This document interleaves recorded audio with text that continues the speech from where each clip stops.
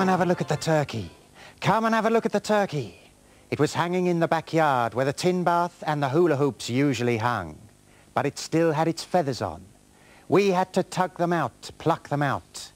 We did so, the skin puckered and the smell got worse. This was our Christmas dinner. Dad cut the legs off and gave us one each. There were two of us. He showed us which little strings to pull. Ee-ow, ee-ow.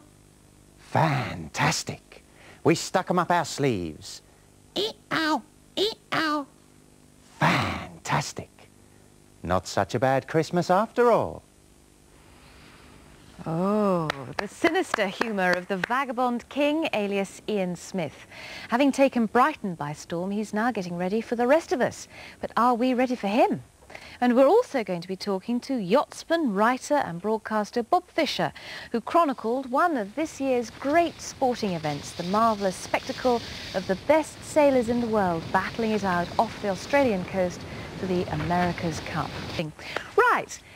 Now then, on most nights, Ian Smith turns himself into the Vagabond King and becomes Master of Ceremonies at the Zap Club in Brighton, a nightclub that's tucked into two disused arches on the seafront. Now, the club is rapidly building a reputation as one of the country's leading alternative venues. It's been described as highly original and a breakthrough in the performing arts. All that also applies to Ian Smith, who next week takes his extraordinary talent to America to see how it goes down over there. Well, before we talk to him, here's a poem from his recent LP, The Vagabond King. I was running around the yard one day. I bumped right into a pig.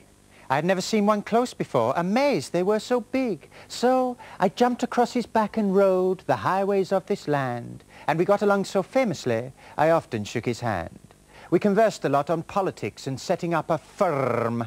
He could understand the business side. I had a lot to learn. So we sorted out the VAT and the income tax returns, invested in a mobile home. Our policies were firm.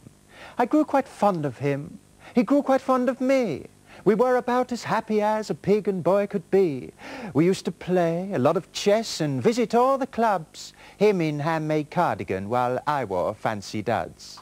We began to get quite serious, were never seen apart, and I had to face the blatant fact the pig had stole my heart.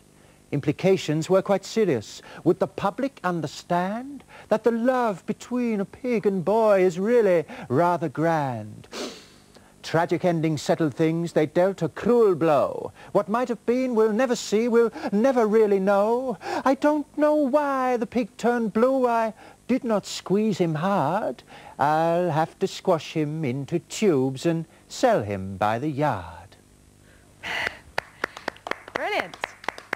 Well, that's the soon-to-be international Ian Smith, or Indeed. the Vagabond King, presenting one of his own poems. Thank you very much for coming. Now, look, for those of us who don't know you and don't know your work, and I think there are quite a few of us, how do you describe yourself?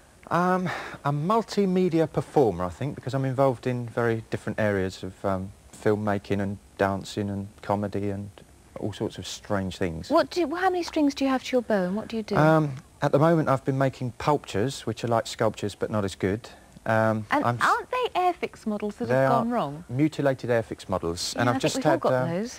We have at home, but I'm actually exhibiting them. I've got an exhibition at Wolverhampton Art Gallery of those in the summer for 2 weeks, so that's quite a coup for me. I'm running, I make Super 8 films as well. I'll be showing one of those at the Scala Cinema on Friday night. And what subject are the films? Well, that's called Revenge of the Carrot. It's an old classic of mine. It's a sort of horror movie which points out to vegetarians that maybe they've got something to hide as well, because carrots too can become angry. A carrot lib. Exactly. Mm-hmm. And it's quite a violent film. The carrot actually embeds itself in the protagonist's chest, and it's a carrot nasty. Oh dear. Well, Jill will make them into one of her potions if you're not careful. Yeah. Yes. What else do you do? Dancing, I hear. Well, I used to be in a company called the Wild Wigglers. I was one of the co-founders of that, which sort of took the elements of dance and abused them slightly, because we weren't, well, 2 out of 3 were not professional dancers, but it's probably safer to call that movement rather than dance. But I just like grabbing hold of different media and abusing them slightly to open it up to the public a little bit more. Now, your costume and the character, where did this come from? You've got 3 separate names, and I think it's all the same character. Is it the Vagabond King, the Black Prince? What's the other one? Peculious Odd Job Lowlife? Peculious Odd Job Lowlife. Well, Peculious Odd Job Lowlife was the filmmaker, and the Vagabond King is a record maker now, and, well, they're just various aspects of my own persona, but they're all really the same person. Do they dress the same way? No, there's various outfits. This is possibly the most glamorous of the moment. Yes. I think it's a sort of cassock originally, the high priest of camp at the moment, I think, but a nice bit of applique, and the eyes wiggle about as well, but that's probably a bit too infinitesimally small to pick up. So. Did you sew all those on yourself? I didn't, no. I'm not actually very good at that sort of thing. I had a dresser make this for me. Yeah. So. Now, you're going to tell me that when you're Ian Smith at home, you sit there in sensible trousers and jumpers. Fairly sensible trousers. I've brought my slippers today. I like to relax in my slippers. I am very much a pipe and slippers man, actually, sitting there making my models. But I only get about 2 or 3 hours at home a day, in the middle of the night, actually. I had 3 hours sleep last night, so I'm a night owl, you see. But is this you, or when you take all that off, do you change? And this is just the performing you, and you're quite normal at home? There's not a lot of difference between the two, I think. I hardly ever stop, or maybe I never start.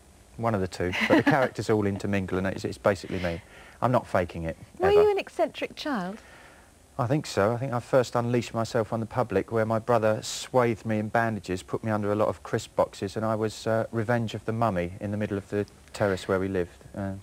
We invited the other residents of the terrace to come and pay admission, but they didn't cough up, actually. I got a 3D lolly out of it, but I was only 4 or 5 at the time, so that was my start of entrepreneurism and performance art. Now, this odd club, the Zap Club in Brighton, you're Master of Ceremonies there. It's a nightclub. It has all sorts of things, singers, even sensible people, roughly speaking, like Rory Bremner. That's right. Hank Wangford. That's right. They're all there. Georgie Fame. Georgie they all love Fame. it. Yes. It's quite legitimate, really. Well, yeah, I mean, we've even had people like Fenella Fielding just popping in for a drink, for example. Stephen Burkhoff pops his face in now and again. So, but it's not home of the stars by any stretch of the imagination. It's for the people. It's very accessible. And then you're going off to America. When you're going? Saturday, did you say? I'm going Saturday night after an all-night gig in London. So I just grab a bite of breakfast and fly to New York for lunch. And then will you not come back? I mean, you'll be living next door to Joan Collins in the Bel Air mansion. Yes, well, I could have a few things to say to them, but I won't. I'm going to go to America and then up to Canada, right across Canada, and down to San Francisco to present an Indian banquet with my friend Roger Ely, who's a writer. So it's just 2 of us and 2 suitcases. Good luck with that. I hope you do come back and come back to Brighton. I'll try my best. Ian Smith, thank you very much indeed.